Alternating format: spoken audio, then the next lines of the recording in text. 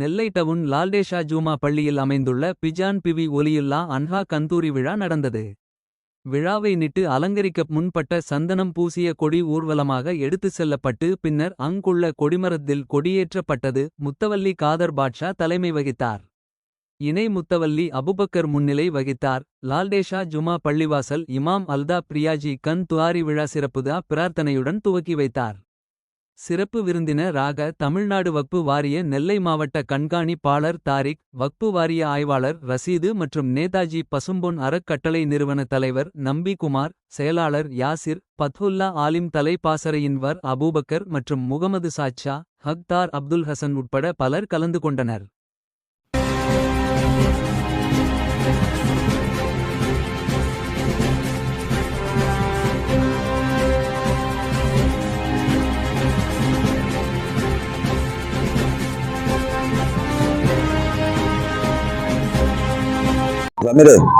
அஸ்ஸலாமு அலைக்கும் வரஹ்மத்துல்லாஹி வபரகாத்துஹு.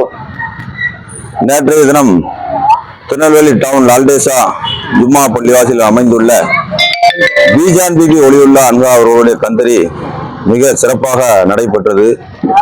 கொடி ஊர்வலமாக பள்ளிவாசல் உள்ளே சென்று கொடி மரத்தில் கட்டப்பட்டது.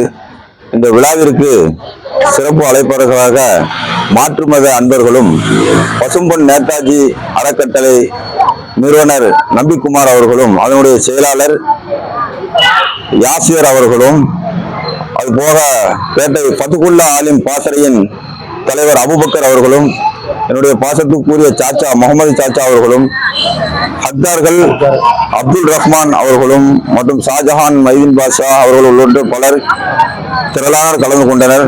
மிக சிறப்பாக கொடியேற்றத்துடன் நடைபெற்றது. இன்று மாலை சுமார் 7 மணி அளவில் தீப அலங்காரம் நடைபெற்றது. இந்த அலங்காரத்திற்கு மிகவும் முக்கியமான நபர்கள் பொதுமக்கள் எல்லோரும் கலந்து கொண்டனர்.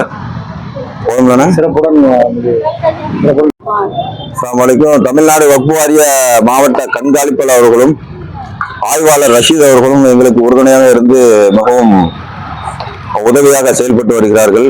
இந்த பள்ளியை மென்மேலும் சிறப்பாக கட்டுவதற்கும் கடைகள் அமைப்பதற்கும் முத்தவல்லியாக காதர் பாட்ஷா ஆகிய நானும் இணை முத்தவல்லி ஆகிய அபுபக்கர் அவர்களும் பல முயற்சி செய்து வருகிறோம். இன்ஷா அல்லாஹ் அதை உறுதியாக அதிகாரிகள் அவர்கள் மத்தியில் மனு கொடுத்துள்ளோம். முறையாக வந்தவுடன் இன்ஷா அல்லாஹ் அதுக்குண்டான முயற்சியை செய்வோம். பள்ளி மென்மேலும் வளர துஆ செய்வனாக. அஸ்ஸலாமு அலைக்கும்.